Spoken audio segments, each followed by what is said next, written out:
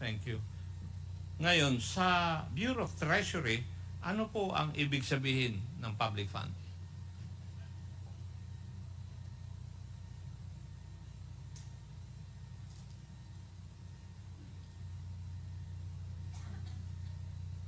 Allow me to just refer to the Please, circular, Your Honor. So, please, Attorney.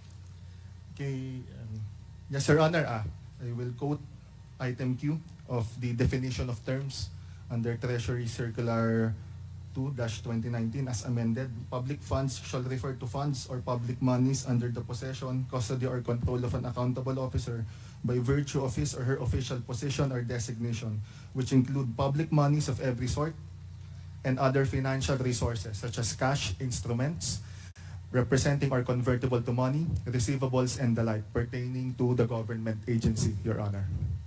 And pursuant to that definition that you have read, ang confidential funds ng DepEd ay kasama sa public funds under the possession, custody, or control of the special disbursing officer. In this case, Mr. Edward Farda. Yes, Your Honor. Thank you. Ano po ang liability ng accountable officer katulad ni Mr. Farda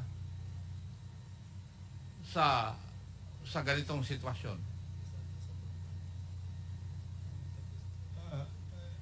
Liability, Your Honor, in Yeah. if I may. Are they accountable sa mga losses dahil sa unlawful deposit, unlawful use, or application of public funds, unlawful application of public funds?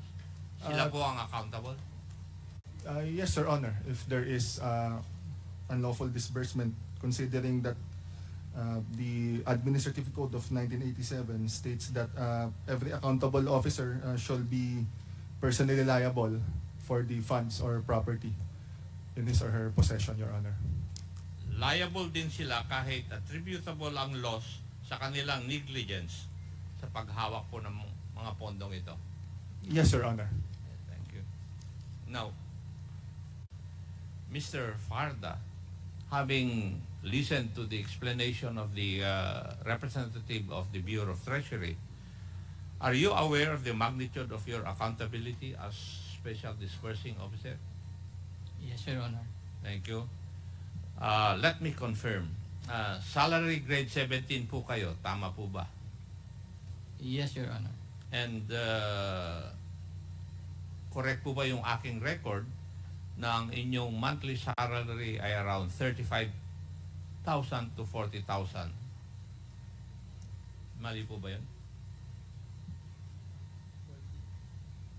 Your Honor, 41,000. Ganyan po malapit. Hindi ko lang po alam ang exact figure. So, malapit dito. Malapit dito sa numerong Mga sinabi ko. 40 plus, Ah, 40 to 50. yeah.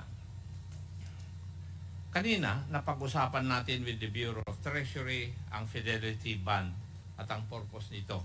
Ang naiintindihan mo naman siguro yung explanation ng representative ng Bureau of Treasury. Nung kayo po ba, Mr. Farda, to minimize the probability of theft or crimes in relation to the confidential funds na inyo pong hawak, ano po yung controls na inilagay po ninyo? Kayo po ba ay hiningan ng proof ng iyong income o properties?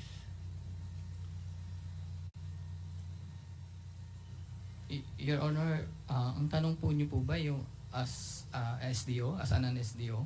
Yeah, bilang SDO at may hawak po ng confidential funds, may nilagay po ba kayong control sa paggamit po nito? Or hiningan po ba kayo o pinag-submit po ba kayo ng iyong income at saka list of properties? Your Honor, nasa SALN po kasi yan. Meron po yung copy po sa DepEd. Nung nag-apply po ako, naghingi po silang SALN. Hiningi po sa inyo ito at nag-submit naman po kayo? Opo. Nung nag-apply po ako sa DepEd. Okay. Now, to the Bureau of Treasury, yung bond fidelity is required when you hold public funds. Tama po. Yes, Your Honor. At ang purpose ng fidelity bond ay to ensure against losses, shortages, and defalcation by officers or employees accountable for public funds. Tama rin po. Yes, Your Honor. In other words, ito pong mga nakalagay dito ay to ensure na gagamitin po ng tama and for the specified purpose ang public funds. Tama po ba? Dahil kung hindi po ginamit doon for what is intended for, you are violating the law. Would you agree? Yes, Your Honor. Thank you. Now, would you also agree with me that the fidelity bond should be equal to the amount of public funds that you would hold being a special disbursing officer? Would that be correct? Well, I do agree, Your Honor. But that is... Hindi ko po tinatanong kung nag-agree po kayo. Mhm. Tama rin po ba according to your rules? As for the Bureau of the Treasury's rules, Your Honor, admittedly, the coverage of the bond is not equal to the amount of the accountability disclosed. That is the present policy or the existing policy of the Bureau of the Treasury, Your Honor. Now, may I know the reason why pumayag o nag-agree po kayo sa aking contention? Kasi importante po ito dahil pwedeng baguhin natin yung naandun sa Bureau of Treasury. Let me preface my answer, Your Honor, by saying that this is just my personal opinion as part of the legal service, and this does not preempt a forthcoming position of the Bureau. But I do agree with the sentiment, Your Honor, because it has the features of an insurance.